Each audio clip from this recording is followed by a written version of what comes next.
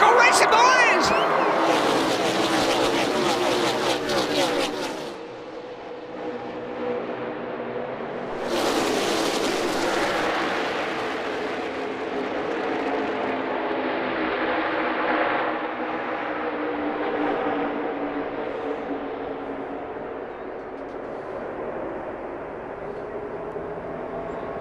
There's that 5 wide we talk about off of turn 2. I liked how after last week, Kevin Harvick was very careful not to even be close to beating Austin Dillon to the start line and incur a penalty. All the way up to apron. We talked about how wide it is. We forgot to include the apron because they use that in turn 3 a lot. Denny Hamlin leads the first lap, coming from 6th place. You know, he made a pretty aggressive move on his teammate Kyle Busch coming off of turn 2 to get to the outside of Kyle, shuffle Kyle back, but he didn't stop there. He kept that momentum going off of turn 4 and took the lead. Mike, they were slicing and dicing, Mike. I like that. What's wrong with Harvick? He is falling like a rock. With this, you know, aerodynamic package and horsepower, you just cannot recover if you have to check up. I have a feeling he got a little bit loose, maybe had to check up off the throttle, lost that momentum. Yeah, these engines don't recover quite as quick as what these guys maybe would like, but this package is pretty racy. And we question what happened to Kevin Harvick, Vince. Well, and Jeff indicated maybe he got a little loose, and Kevin confirmed it. And I know, guys, it was just a couple of laps in, but Harvick already sounded out of breath. He really had to catch that thing. It got way, way loose on him in that corner. Now, this is something we're going to see a lot of. See how those two cars got side by side? They're going to stall out, and there it is. That move of the 18 on Kyle Busch is going to take advantage of that stalled out. Those two cars stalled out, and he's going to pass both of them. Maybe even go after his teammate Denny Hamlin down in turn 1. And he does. Rowdy Busch wasting no time, challenging for 2nd. But that high line, Jeff, has always been good coming off turn 2.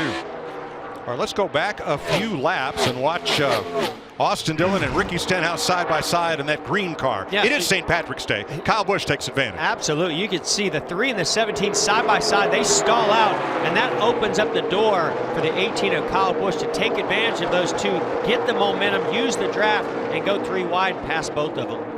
Oh, Austin Dillon's day may be done. And it may have nothing to do with him feeling ill this morning. Caution is out. Just try to stay with what you got here. And what a great run. He was having a great run. Top 5. Yeah, he doesn't feel well. He's been hanging in the top 5, running a great race. Car looked pretty good. Darn the bad luck.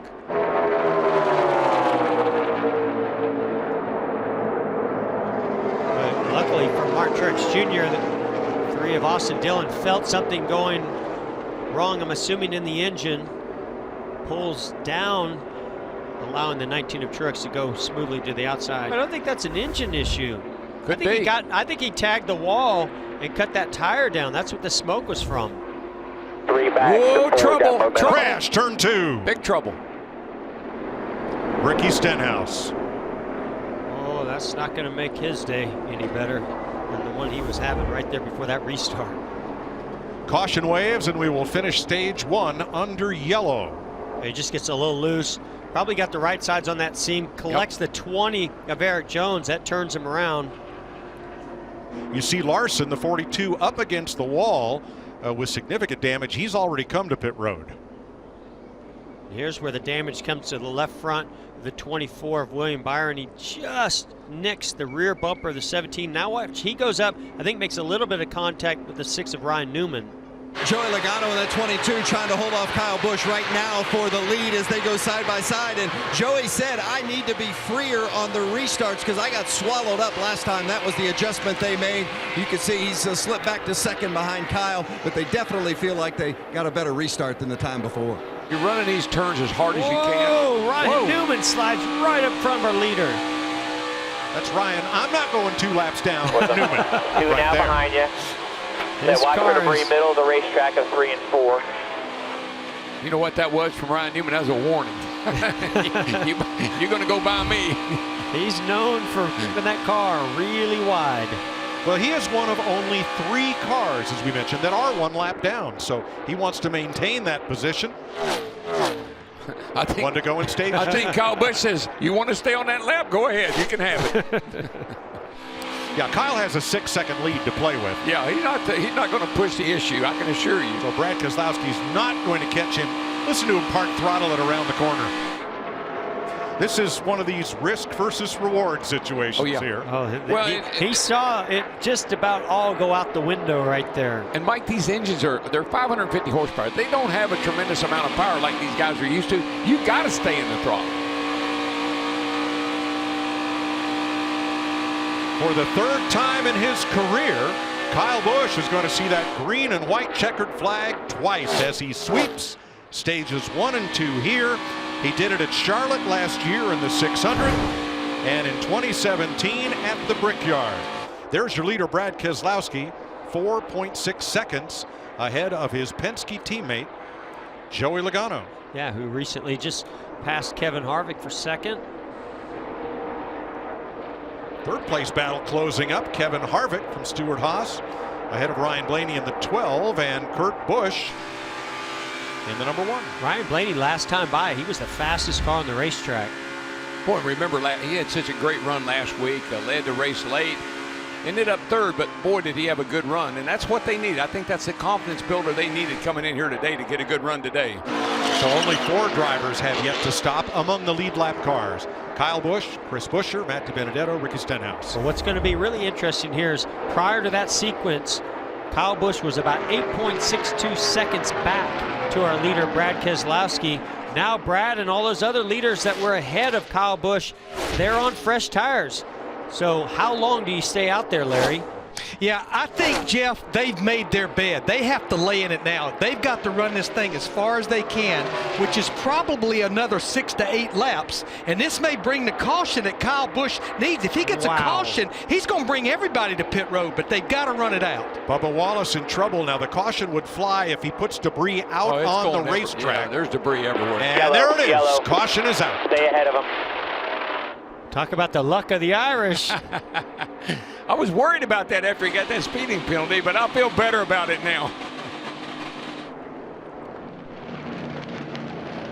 That front tire on the 43 it flew all apart, knocked the fender off a thing, knocked half the hood off.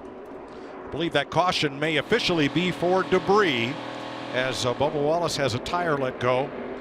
Kyle Busch is coming fast while these two are running side by side.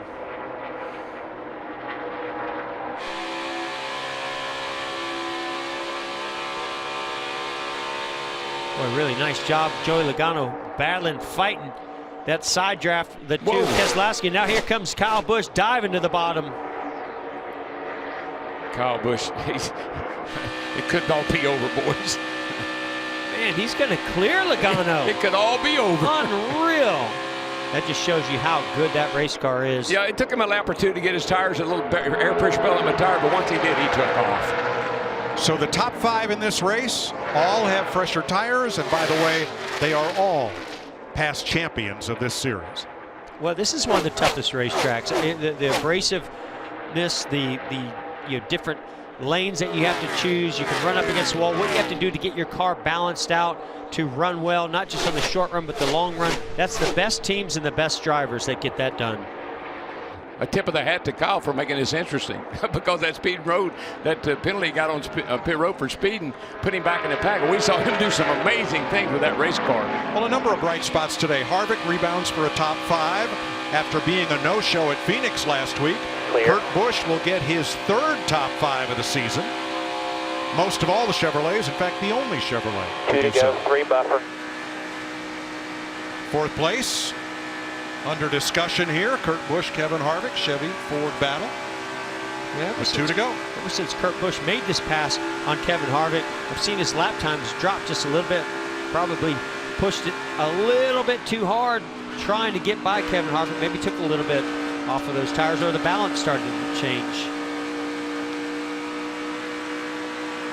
And we saw Kurt Busch before, when he made the pass on Kevin Harvick, sliding the back end of that car out.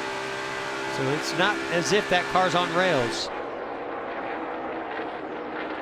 Coming to the white flag. 1 lap to go. Sponsored by Credit One Bank. For Kyle Busch, 2.4 ahead of Joey Logano. So you got the white flag.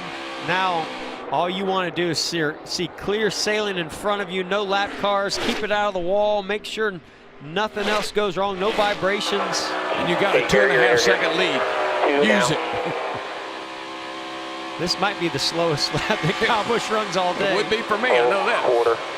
Quarter. Still in their very bottom. Between 3 and 4 and headed for home.